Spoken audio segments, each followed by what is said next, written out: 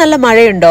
എങ്ങോട്ടും പോകാൻ പറ്റാതെ സ്റ്റക്കാണെങ്കിൽ നളന്റേതുപോലെ ഒരു പാചകം പരിചയപ്പെടുത്തി തരട്ടെ. നല്ല നാടൻ മട്ടൻ കറി എങ്ങനെയാണെന്ന് നോക്കിയാലോ? പോകാം വീഡിയോയിലേക്ക്. അഗ്നിദേവന്റെ വരം കൊണ്ട് നളൻ പാകം ചെയ്യുന്ന ഭക്ഷണം അത്യന്തം രുചികരമാണ്. സാധാരണ പുരുഷന്മാരുടെ പാചകത്തിനെയാ നള പാചകം എന്ന് പറയുന്നത്. എന്താ ഇപ്പൊ അങ്ങനൊരു ടോക്ക്? ഇന്നത്തെ കുക്ക് ആരാന്ന? വീട്ടിലെ നളൻ, അച്ഛൻ. പാചകം ചെയ്യുന്നു എന്ന പേര് അവർക്കാണെങ്കിലും സഹായികളുടെ പണിയാണ് കൂടുതൽ. വീട്ടിലെ മുതിർന്ന ആണെങ്കിൽ അടുക്കളയിൽ കയറിയാൽ അതാണ് അവസ്ഥ. അടുക്കള ഒരു യുദ്ധക്കളമാകും. ഇതായിപ്പോ വലിയ മട്ടനെ ഞാൻ കുഞ്ഞിപ്പൊടി മട്ടൺ പീസുകളായി കട്ട് ചെയ്തേ. നള പാചകത്തിന്റെ സീക്രട്സിലേക്കാണ് നമ്മുടെ യാത്ര. നിറച്ചും ചെറിയ ഉള്ളി എടുത്തു വെച്ചു. വലിയ ചെറിയ ഉള്ളിയെ ചെറിയ ചെറിയ കഷ്ണങ്ങളായിട്ട് മുറിച്ചു വെച്ചു. ചെറുതിനെ അങ്ങനെ തന്നെ വെച്ചു. ഓക്കെ. പിന്നെ നമ്മൾ എടുത്തത് ഇഞ്ചിയും വെളുത്തുള്ളിയുമാണ്. അമ്മയും നന്നായി പാചകം ചെയ്യും. പക്ഷെ അച്ഛൻ പാചകം ചെയ്യുന്ന സമയത്തെ രുചിയൊന്നും വേറെ തന്നെയാണ്. എന്ത് പാചകം ചെയ്താലും എണ്ണയുടെ കാമ്പൽ ആദ്യം മാറ്റാറുണ്ട്. ഒന്നുകിൽ പുളി ഇടും, അല്ലാന്നുണ്ടെങ്കിൽ പാളയംതുടം പഴമില്ലേ, അതൊന്ന് ചെറിയ പീസായിട്ട് കട്ട് ചെയ്തിടാം. പഴം ഒരു ബ്രൗൺ നിറമാകുമ്പോൾ എടുത്ത് മാറ്റാം. പഴമോ പുളിയോ ഇടാറുണ്ട്. അത് അച്ഛൻ്റെ മൂട് പോലെ ഇരിക്കും. ഇന്നിപ്പോൾ ഇതാ പാളയംതുടം പഴമാണ് ചെറുതായിട്ട് അരിഞ്ഞിട്ടത്. എണ്ണ ചൂടാക്കി കടുക് പൊട്ടിച്ച് കറിവേപ്പിലയും ഉള്ളിയും ചേർത്ത് നല്ലോണം വഴറ്റാം. സവോള ഇട്ടാൽ മട്ടന്റെ രുചി കുറയും കേട്ടോ. അപ്പൊ മാക്സിമം ഇതുപോലെ തന്നെ ചെറിയ ഉള്ളി ഇടാൻ ശ്രദ്ധിക്കണേ. നമുക്കിനി ഇഞ്ചിയും വെളുത്തുള്ളിയും നല്ലോണം ഇടിച്ച് ചതച്ച് പേസ്റ്റ് ആക്കാം. മിക്സിയിലടിച്ച് നാക്കുന്നതിനേക്കാളും നല്ലതാ തലയ്ക്ക് 2 തട്ട് കൊടുത്തതാ ഇതുപോലെ ചതച്ചെടുക്കുന്നത്. ചാലുക്കുട്ടി എന്നെ ഹെൽപ്പ് ചെയ്യുന്നത്. കൈയിടിക്കുവോ? അച്ഛൻ്റെ ഒരു പ്രത്യേകത എന്താണെന്നറിയോ? എല്ലാം കയ്യെത്തും ദൂരത്തുണ്ടാകണം. മുളക് പൊടി എവിടെ, മല്ലിപ്പൊടി എവിടെ, എവിടെ മഞ്ഞൾപ്പൊടി, അങ്ങനെ ചോദിച്ചുകൊണ്ടേയിരിക്കും. ഉള്ളി ഒന്ന് അയന്ന് തുടങ്ങുന്ന സമയത്ത് എടുത്തു വെച്ചിരിക്കുന്ന ഇഞ്ചി വെളുത്തുള്ളി പേസ്റ്റ് ചേർത്ത് കൊടുക്കാം. നല്ലോണം വഴറ്റി യോജിപ്പിച്ച് കൊടുക്കണേ. മട്ടൻ കറിയുടേതായി ആദ്യം നമ്മുടെ മൂക്കിലേക്ക് വരുന്ന മണം ഇഞ്ചി വെളുത്തുള്ളി പേസ്റ്റും ഉള്ളിയും കൂടി മിക്സായ ഈ ഒരു നല്ല മണമാണ്. ചിക്കൻ കറി ആണെങ്കിലും മട്ടൻ ബീഫൊക്കെ ആണെങ്കിലും അച്ഛനായിരിക്കും പാചകത്തിന് നേതൃത്വം കൊടുക്കുന്നത്. അപ്പോൾ ഇതിന്റെ ഒരു കുക്കിംഗ് എന്ന് പറയുന്നത് നമുക്കൊരു ടെൻഷൻ പിടിച്ച പരിപാടിയൊന്നുമല്ല. കണ്ട് ശീലമായി കേട്ടോ. ഒരു കുടം തേങ്ങാപ്പാൽ നമ്മൾ പിഴിഞ്ഞു വെച്ചിട്ടുണ്ടായിരുന്നു. അതിന്റെ ഹാഫ് പോർഷൻ ഒഴിച്ച് നല്ലോണം ഉള്ളി വഴറ്റി കൊടുക്കാം. ആവശ്യത്തിന് മഞ്ഞൾപ്പൊടിയും കൂടി ചേർത്ത് ഇളക്കി കൊടുക്കാം. കറിക്ക് ആവശ്യമായിട്ടുള്ള മുഴുവൻ മുളക് പൊടിയും മല്ലിപ്പൊടി ഐറ്റംസ് നമ്മൾ ഇപ്പൊ ചേർക്കുന്നില്ല. അത് ഇടയ്ക്ക് നമുക്ക് വറുത്ത് ചേർക്കാം. ഇതിപ്പോ മട്ടനിൽ പിടിക്കാൻ വേണ്ടി മാത്രം കുറച്ച് മുളക് പൊടിയും മല്ലിപ്പൊടിയും ആഡ് ചെയ്യാം. കണ്ടോ, ഞാൻ പറഞ്ഞതിൽ എന്തെങ്കിലും വ്യത്യാസം ഉണ്ടോ എന്നൊന്ന് നോക്കിയേ. മുളക് പൊടി എവിടെ, മല്ലിപ്പൊടി എവിടെ എന്ന് ചോദിച്ച അച്ഛൻ ഒരൊറ്റ നിൽപ്പാണ്. ഇതിനിടയിൽ അപ്പച്ചന്റെ സ്വൈര്യം കിടത്തി മുട്ടായി എവിടെ എന്ന് ചോദിച്ച് നമ്മുടെ തൻവി പാപ്പയും ഉണ്ട്.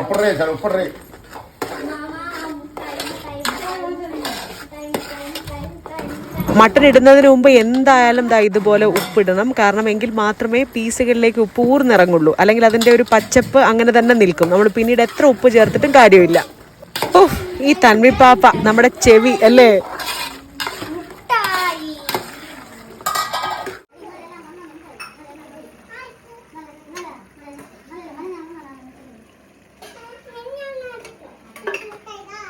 മട്ടൻ ഉണ്ടാക്കുന്നതിന്റെ തിരക്കിലായിപ്പോയി, ആ ശ്രദ്ധയിലായിപ്പോയി. നമ്മുടെ തൻവി പാപ്പയോട് അത്യാവശ്യം ദേഷ്യമൊക്കെ അച്ഛന് വരുന്നുണ്ട്.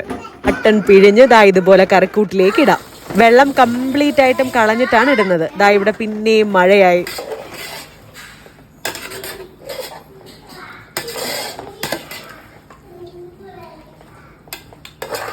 ബാക്കി വന്നിരിക്കുന്ന തേങ്ങാപ്പാലും കൂടി ഒഴിച്ചു കൊടുക്കാം.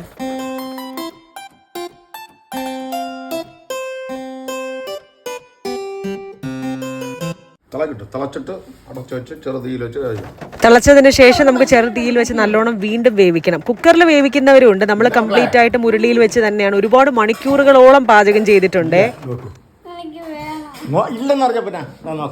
സത്യമായിട്ട് മുട്ടായി സ്റ്റോക്ക് ഇല്ല എന്ന് നമ്മുടെ തൻവി പാപ്പ എടുത്ത് ബോധിപ്പിച്ചതിന് ശേഷം അച്ഛൻ വീണ്ടും പാചകം ആരംഭിച്ചു. മട്ടന്റെ കൊഴുപ്പൊക്കെ തെളിഞ്ഞു വന്നു തുടങ്ങി, കുറുകി വെന്ത് തുടങ്ങിയല്ലേ.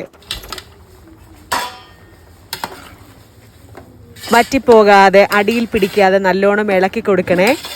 തിളച്ചതിന് ശേഷം അടച്ചു വെച്ച് നമ്മൾ ചെറുതീയിൽ ഒരുപാട് നേരം, ഒരു 1.5 മണിക്കൂറോളം വേവിച്ചിട്ടുണ്ട്. ഇടയ്ക്കൊരു 10 മിനിറ്റ് കൂടുമ്പോൾ അടപ്പ് ഉയർത്തി നമുക്ക് നല്ലോണം വീണ്ടും അടിയിൽ പിടിക്കാതെ ഒന്ന് ഇളക്കി കൊടുക്കണം. മട്ടൻ ആണെങ്കിലും ബീഫാണെങ്കിലും നല്ലോണം വേകണം കേട്ടോ. അത് മസ്റ്റാണ്. കുക്കറിൽ വേവിക്കുന്നവരുണ്ട്. നമ്മൾ കുക്കറില്ലാതെ തേങ്ങാപ്പാൽ ഒഴിച്ച് ഉരുളിയിൽ വെച്ച് തന്നെയാണ് വേവിച്ചത്. കടിക്കുമ്പോഴേ ആ ഒരു കട്ടി കിട്ടാനേ പാടില്ല. വെന്ത് നല്ലോണം മുതിർന്ന് വരണം, ഒലയണം. ഒരു ചീനച്ചട്ടിയിൽ എണ്ണ ചൂടാക്കി ആവശ്യമായിട്ടുള്ള മുളക് പൊടിയും മല്ലിപ്പൊടിയും ഒന്ന് വഴറ്റി അതിന്റെ പച്ചമണം കളഞ്ഞെടുക്കാം. 3 സ്പൂൺ മുളക് പൊടിയും 1.5 ടീസ്പൂൺ മല്ലിപ്പൊടിയുമാണ് നമ്മളിതാ വഴറ്റി ഇതിലേക്ക് മിക്സ് ചെയ്യുന്നത്. അച്ഛൻ്റെ പാചകത്തിൻ്റെ ഏരിയ കഴിഞ്ഞു കേട്ടോ. ഇനി ഈ മസാല കൂട്ടൊക്കെ ഇടുന്നത് അമ്മയാണ്. ആവശ്യത്തിന് മസാലയും കൂടി ചേർത്ത് നമുക്ക് നല്ലോണം വഴറ്റി യോജിപ്പിച്ച് കൊടുക്കാം. നമ്മൾ കുക്കറിലല്ലല്ലോ വേവിക്കുന്നത്, ഉരുളിയിലല്ലായിരുന്നു. ഒരു 1.5-2 മണിക്കൂറോളം മട്ടൻ നല്ലോണം വെന്തിട്ടുണ്ട്. അപ്പോൾ അത്രയും സമയം നിന്ന് വേവിക്കാനുള്ളൊരു ക്ഷമ അച്ഛനില്ല. അതാണ് അച്ഛൻ ഇടയ്ക്ക് മുങ്ങിയത്. മുളക് പൊടി കറക്റ്റ് ആണോ, മല്ലിപ്പൊടി ഓക്കെ ആണോ, മസാല കറക്റ്റ് ആണോ, ഉപ്പ് കുറവുണ്ടോ, ഇതെല്ലാം നോക്കി വീണ്ടും യോജിപ്പിക്കാനുള്ള ഒരു ടൈമാണിത്. നമുക്കിവിടെ എല്ലാവർക്കും നല്ലോണം കറി വേണം. പുട്ടും മട്ടനുമാണ് ഇന്നത്തെ സ്പെഷ്യൽ ഐറ്റം. അതുകൊണ്ടാണ് ഗ്രേവി അത്രയും വറ്റിപ്പോകാതെ ഇങ്ങനെ തന്നെ നമ്മൾ അവസാനിപ്പിക്കുന്നത്. ഉപ്പ് ഒരല്പം കുറവാണ് എന്ന വിദഗ്ധ ഉപദേശം തേടിയതിനു ശേഷം അമ്മ അതും ആഡ് ചെയ്തു. അങ്ങനെ റെഡിയായേ നമ്മുടെ തേങ്ങാപ്പാൽ ഒഴിച്ച് വറ്റിച്ച നല്ല നാടൻ മട്ടൻ കറി. തിരുവനന്തപുരത്ത് നല്ല പൊളപ്പൻ മട്ടൻ കറി കിട്ടുന്ന കടകൾ ഏതൊക്കെയാണെന്ന് പറഞ്ഞു തരട്ടെ. ഒന്ന് നമ്മുടെ കരമന ഭാഗത്തുള്ള കൊച്ചണ്ണൻസ് മട്ടൻ കട. കറിയും ഫ്രൈയും ബ്രെയിനും ഞല്ലിയും എല്ലാം കിട്ടും. പിന്നെ നമ്മുടെ ബാലരാമപുരത്തെ SPRും ബിസ്മിയും വളരെ ഫേമസ് ആണ്. കൊതിപ്പിച്ച് കടന്നു കളഞ്ഞു എന്ന് പറയാൻ പാടില്ലല്ലോ. ഇതെന്തായാലും ട്രൈ ചെയ്ത് നോക്കണേ. Thank you, bye. ഞാൻ നല്ല പുട്ടും മട്ടനും തട്ടട്ടെ.